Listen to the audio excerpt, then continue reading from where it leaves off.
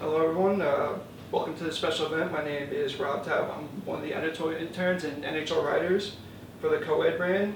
Our guest is one of the best players to ever lace him up in the National Hockey League. Played Like the way you talk. Love played that. 21 seasons for 5 teams as a former 9-time All-Star, and scored 512 goals and recorded over 1,200 points. Please welcome Jeremy Roenick. Jeremy, how are you? I'm great. Good to be with you. Okay, first question. Game 7 tomorrow night.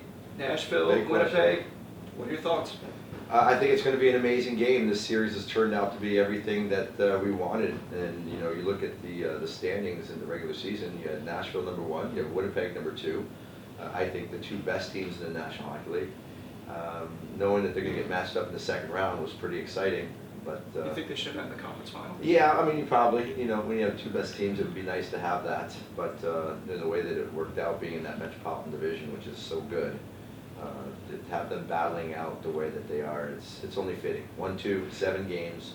I think the winner of this wins the Stanley Cup. That's my personal opinion. I said Nashville from the beginning of the season was odds-on chances of winning the Cup. So if Winnipeg can beat them, it just proves to me that they're probably that much more inclined to win the Stanley Cup. But the second round has been amazing. I mean, if you look at the playoffs in general, have been unbelievable. But these second round matchups between Pittsburgh and Washington, Ovi getting over the hump and getting to the conference finals. You have Vegas, which is just blowing the minds of all sports, the sports world. You have an expansion team that's now in the Final Four. It's pretty awesome storylines. We'll get to Vegas and Washington in a little bit. Tell me about your getup from Game Like 6. that, Yeah, right? I like that. I saw Yeah, my that. What getup was is- that for? Well, NBC sends me to places to get involved with the action, to find the atmospheres, and to bring the atmosphere as much as I can to the viewer. And I love the whiteouts. I was a part of the whiteout in Phoenix when Winnipeg left Winnipeg in '96. It was like the world ended in Winnipeg. But Arizona got a team, and they brought the whiteout there. So I enjoy it, love it. So I figured if I'm going to go to Winnipeg, I got to get involved. So I went to somebody's house, actually a fan's Really? house. Went to his house. And he had a few buddies, and I literally sat at their kitchen table That's awesome. with a Coors Light, and they painted my face and put me into this getup, and I ended up going to the game and doing all my in-house feeds with my getup on, and it was a lot of fun. All right, talk to me about the Vegas Golden Knights. Like you said, they're basically writing the best story in sports. Yeah. Just talk about what they've done this year and how It's- special it's been. Yeah, and by the way, it is probably one of the most impressive things that we've seen in sports since Leicester City won the Premier League. I want soccer. I know I'm not Yeah. a soccer guy. Well, so- that was one of the most improbable wins in championship history. So if Vegas can match that, I think it would go down as the biggest surprise in sports history, that an expansion team in a major sport can win a championship in their first year. Speaking of them being an expansion team, just talk about the impact that they've had on the league. And like you said, in other professional sports, expansion doesn't come around all that often. I've never seen an expansion team gain so much traction, such a big fan base in 1 year. Did you go out there? Oh, I've been out there a couple times. One of the best places to watch a game. The atmosphere is amazing. Vegas does a great job of supporting the team. Who would have thought that a team in Vegas sells out every single game? Every single game, It's crazy. standing room only, you can't get a ticket for. The city has embraced them. The team has embraced the city. Remember what happened with the shooting in October was terrible. So that in September they've just rallied around each other, and they've knocked the sports world on its ear. All right, let's talk about the Caps. Finally got over the hump. Is this their year? Everyone's starting to feel it that way. Listen, they've gotten further than they have in 20 years. So is it their year to win a cup? I don't know. They dethroned the Penguins. Listen, they Yeah. exercised their demons and beat the Penguins. They did. That they got over that hurdle, 1, of getting out of the second round, 2, of beating the Pittsburgh Penguins, who have gotten them the last couple of years, and the Stanley Cup champions back to back. So those confidence-wise should go a long way. But the Caps also have a dimension to them that they think they can just go on the ice and just play and win. That's not going to happen. That's not going to happen against Tampa. They have to be 100% committed fully to playing playoff hockey and playing as hard and gritty against a very good Tampa team. I still think they're underdogs, so they can use that to their benefit. I think everybody would probably predict Tampa Tampa to win. So I'll take Tampa at yeah. 7. So that being said, the pressure's off them. If you think about it, they got that second round. That's my thing. Why I think they can win it all this year. But speaking of the Lightning, you're gonna have Ovechkin, you're gonna have Kucherov, you're gonna have Stamkos, you're gonna have Kuznetsov. Just talk about how thrilling this series is gonna be from an offensive standpoint. It's going to be great. Offensively, it should be a great series, just by matchup wise. And look what Tampa has. They have a second line with Point, with Braden Point, Best second line in the league. Palat, Yeah. Tyler Johnson. They've been amazing. I think a lot is going to depend on the health of Nicholas Backstrom. Didn't play in the last game from an injury. If he is out for any significant amount of time, it's not going to bode well for Washington. But it's going to be a great matchup in the conference finals on both sides. It's going to be amazing. What about the goaltending matchup? Vasilevsky and I think Holtby. it's dead even. Really? I think it's dead even. I think Holtby has been one of the better goaltenders coming into the playoffs. Do you think those 2 games that he sat out kind of got to him? Yeah, And finally, it wasn't even the 2 games. It was the last 10 days coming in, right? The second half of the season. Yeah, I think it got him to focus. I think it got him to bear down and kind of regather himself. And he's a championship goaltender. He won a Vezina Trophy. They don't win Vezina trophies by being a bad goaltender. Vasilevsky has just been okay. I mean, for a goaltender that's on the Vezina ballot this year. He struggled in the second half. Yeah. I watched him against the Devils. He was okay. He wasn't great except for Game 4. But he hasn't had to been great because the team has put up a lot of numbers in front of him. So it'll be interesting to see what happens against Washington. Okay, what has impressed you the most about the playoffs so far? We're now in the second month of the playoffs, and we're about to head to the third round. Yeah. But what has really caught your eye from all the teams?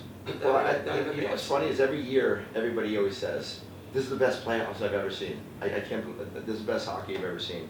I've never seen playoffs this good." And they're saying it again this year. Mm-hmm. They said it last year. They said it the year before. So the fact that people continue to be impressed with the level of hockey, but for me, it's how it's played out. Every good team in the league is still playing.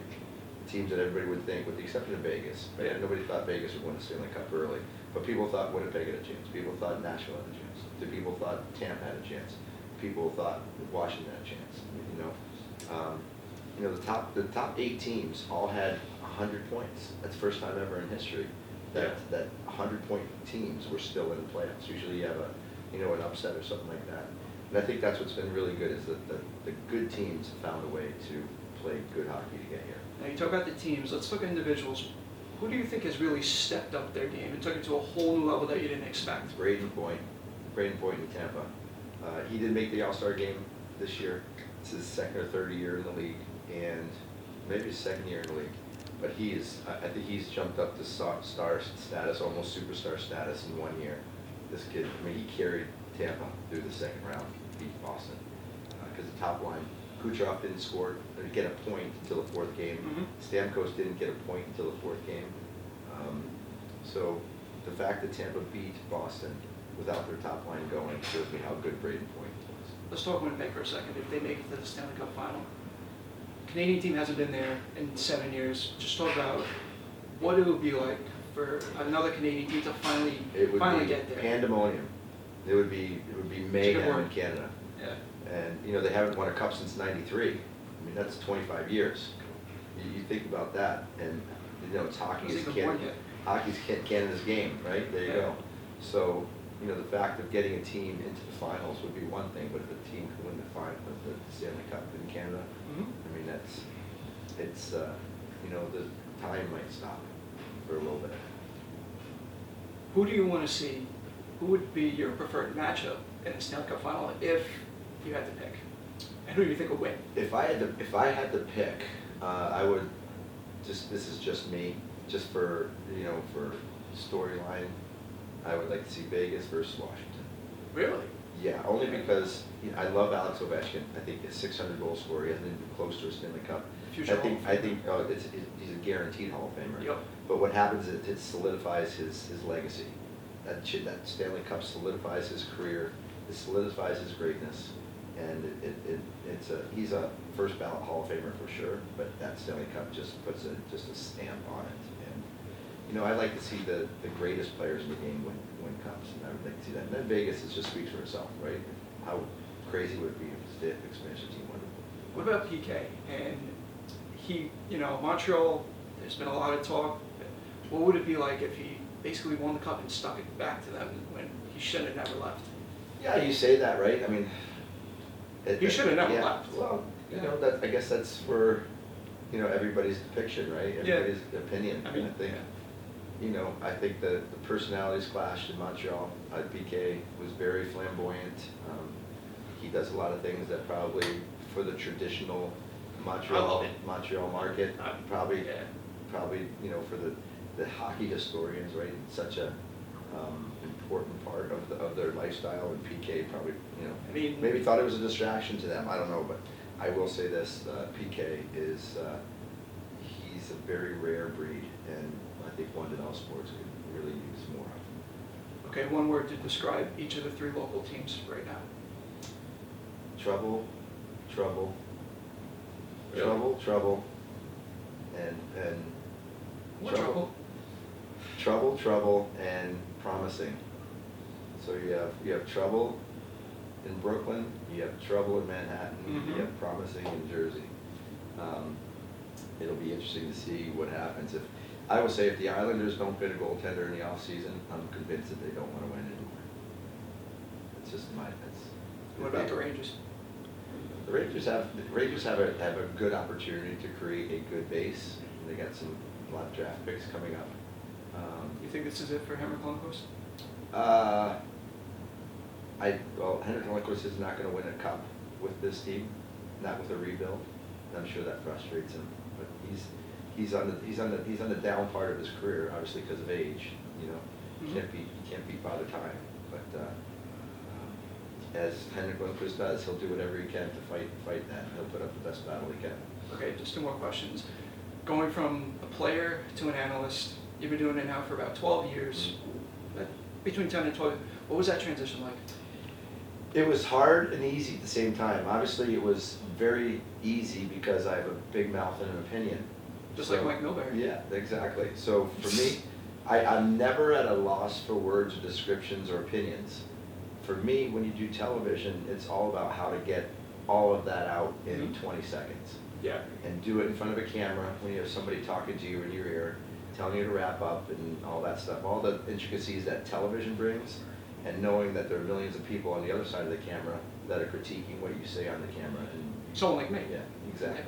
So it's putting all the crap aside and not worrying about the haters, not worrying about the opinion, Yeah. but giving yours so that it starts the conversation.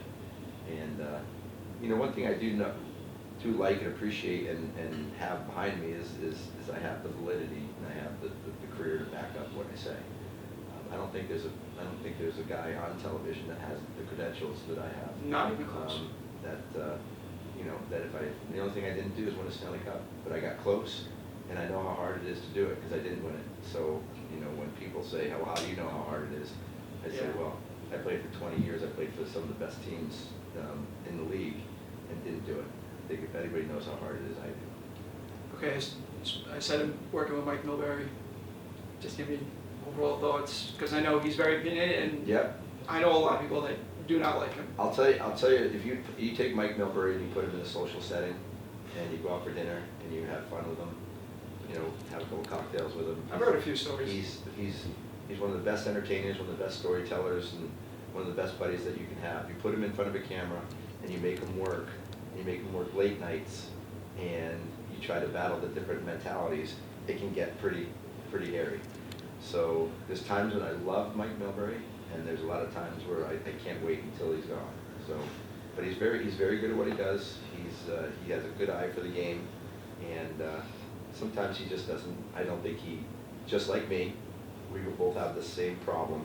Is sometimes we just don't get our point across as nicely as everybody would want us to. All right, last question. Being you're American and technically Canada owns us in hockey, just give me your overall thoughts on how the game has grown over the past few years, and it seems like it's still growing. Now you have Yeah. Vegas with expansion. Seattle's probably going to be coming sometime soon. Yeah. Just tell me overall. Well, it'll always be Canada's game, but it's the discrepancy on who's better now, the United States or Canada, is definitely sharp. Yes. You get the better teams, better players from Canada, so to speak, by masses. But I think the U.S. is definitely reached the level where we are a superpower, and we are a team that and a country that can beat Canada at any time, when that wasn't the case in the 80s. So, yeah, I think it's the 80 Olympic team started it. Mhm. My generation secured it. The World Cups were Yeah, awesome. we secured it, and then I think the kids coming up now, though, are keeping up the level that needs to be. All right, thank you. Awesome. Thank you. Good stuff. Thanks.